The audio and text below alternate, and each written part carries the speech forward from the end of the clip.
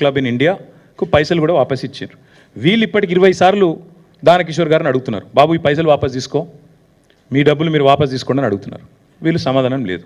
ఎందుకు ఇదంతా ఎందుకు అంటే వీళ్ళ ఎజెండా ఒకటే, ఏదో జరిగింది. ఏం జరిగింది ఇందులో?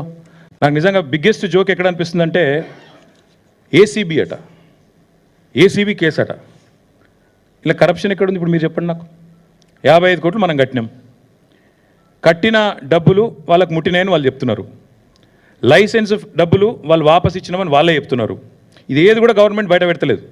ఇవన్నీ దాచి దొంగ కేసు పెట్టి ఏదో జరిగింది నేరం, ఏదో అన్యాయం జరిగింది అని బట్టగాల్చి మీదేసే ఒక లత్కోర్ ప్రయత్నం రేవంత్ రెడ్డి ప్రభుత్వం చేస్తున్నది.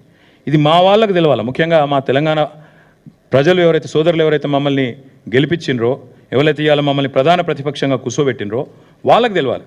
C, let me ask you, you guys should know this.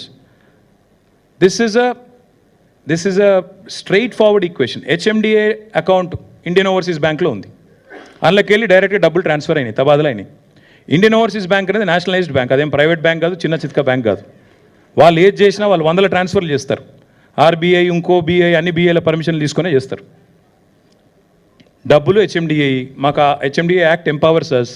Municipal administration డిపార్ట్మెంట్తో agreement ఉండింది, డబ్బులు పంపాము, డబ్బులు ముట్టినాయని అక్కడ ఆయన చెప్తున్నాడు. తర్వాత లైసెన్స్ ఫీజు కూడా వాళ్ళు క్యాన్సిల్ అయినాక వాళ్ళు వాపస్, ఇప్పుడు ఎవరి వల్ల క్యాన్సిల్ అయిందో కనబడుతూనే ఉంది మీకు.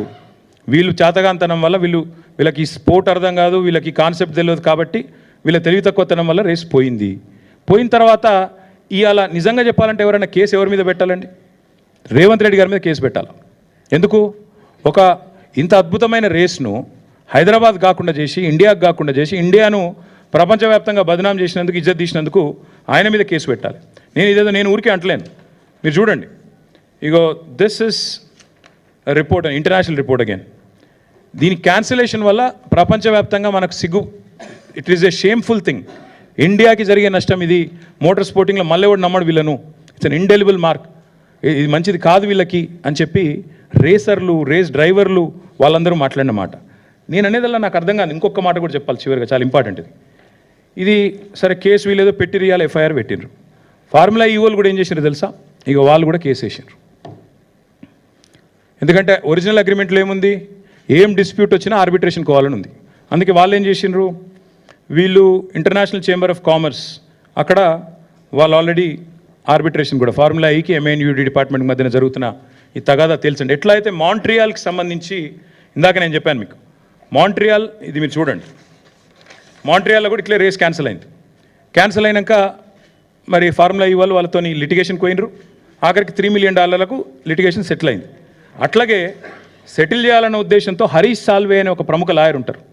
ఆ లాయర్ని పెట్టుకొని వీళ్ళు లండన్ నుంచి వీళ్ళు ఈ ఆర్బిట్రేషన్ ప్రొసీడింగ్స్ కూడా వీళ్ళు స్టార్ట్ చేశారు. ఇది ఏది చెప్తలేదు ప్రభుత్వం. ఫార్ములా ఈవోలు వీళ్ళ మీద కేసు పెట్టింది చెప్తలేరు, పైసలు అడుగుతుందో చెప్తలేరు, ఎందుకు రేసు పోయిందో చెప్తలేరు, ఆ పైసలు నిక్షేపంగా ఉన్నాయి, మొదటి 2 ఇన్స్టాల్మెంట్లు అక్కడనే వాళ్ళ దగ్గర ముట్టినాయి అని వాళ్ళు పంపిన రిసీట్లు చూపెడతలేరు. 3వ ఇన్స్టాల్మెంట్ మీరు కట్టలేదు కాబట్టి రేస్ క్యాన్సిల్ అవుతుందని చెప్తలేరు. ఆఖరికి ఎఫ్ఎంఎస్సిఐ దగ్గర వచ్చిన పైసలు, వాపసు వచ్చిన పైసలు అవి తీసుకుంటందుకు కూడా వీళ్ళు ముందుకు వస్తలేరు. This is the fact of the matter. ఇందులో ఇప్పుడు కరప్షన్ ఎక్కడుంది, కాకరకాయ ఎక్కడుంది, కేసు ఎక్కడిది, ఎక్కడిది నాకైతే అర్థమవుతలేదు. ఇక మీకేమైనా అర్థమైతే నాకు తెలియదు. కానీ ఇలా ఏసీబీ అట. ఏసీబీ అంటే ఏంటంటే యాంటీ కరప్షన్ బ్యూరో. కరప్షన్ లేనప్పుడు ఏసీబీ ఎడికి వస్తుంది? ఏం కేసు ఇది? అసలు మెడకాయ మీద తలకాయ నోడు పెడతాడా ఈ కేసు? అసలు ఎవడన్నా దివానాగాడు తప్ప, హౌలగాడు తప్ప ఎవడన్నా పెడతాడా ఈ కేసు? అందుకే అంటున్నా, ఇలా కన్ఫ్యూజ్ అయ్యేది లేదు, ఏం లేదు. రేవంత్ రెడ్డి చేసే మరొక లత్కోరు ప్రయత్నం మాత్రమే ఇది. నరేందర్ మీద, లగచర్ల రైతుల మీద మొన్న చేసిండు. సరే, 37 రోజులు కొట్లాడి 37వ రోజు ఇలా మా సోదరుడు బయటకు వచ్చిండు. మా మీద కూడా కేసులు పెట్టి సతాయిస్తా అనుకుంటే నేను ఒకటే చెప్తున్నా రేవంత్ రెడ్డికి, మేము ఒక ఉద్యమ నాయకుడి బిడ్డలం, ఉద్యమ నాయకుడి సైనికులు. ఏనాటికైనా చెప్తున్నా రేవంత్ రెడ్డి, నీలాంటి చిల్లరగాళ్ళ కేసులకు, నీ లత్కోరు పనులకు భయపడేటోడు ఎవడు లేడు. నువ్వు మా ఇంటికి కూడా వీకలేవు, అది కూడా చెప్తున్నాను. నువ్వేం చేసుకుంటావో చేసుకో, భయపడేటోడు లేడు, లీగల్గానే కొట్లాడతాం, అది కూడా చెప్తున్నాను. ఇప్పుడు నేను చెప్పిన ప్రతిదీ మీకు ఇస్తా, కాపీలు చూసుకోండి. రేపు ఏసీబీ అడిగితే వాళ్ళకదే ఇస్తా, పోలీసు వాళ్ళు అడిగితే వాళ్ళకదే ఇస్తా, కోర్టులో కూడా గివే ఇస్తా. బరాబర్ చెప్తున్నా, నేను తప్పు చేయలేదు కాబట్టి నాకు ఆత్మవిశ్వాసం ఎక్కువ, ఆత్మస్థైర్యం ఎక్కువ. ఏ తప్పు చేయకపోయినా కేసు పెడతా అంటే పెట్టుకో, తప్పకుండా ప్రజలు అన్నీ కూడా అధ్యయనం చేస్తారు. అన్నీ కూడా అర్థం చేసుకుంటారు. మా ఎంబడి ఎందుకు పడుతున్నావు మాకు తెలుసు, మీకు తెలుసు. అమృత్ స్కామ్ గురించి మాట్లాడబడితిమి, మూసి లూటీ గురించి మాట్లాడబడితిమి. మరి మీరు చేస్తున్న అరాచకాలు మీ అన్నదమ్ములు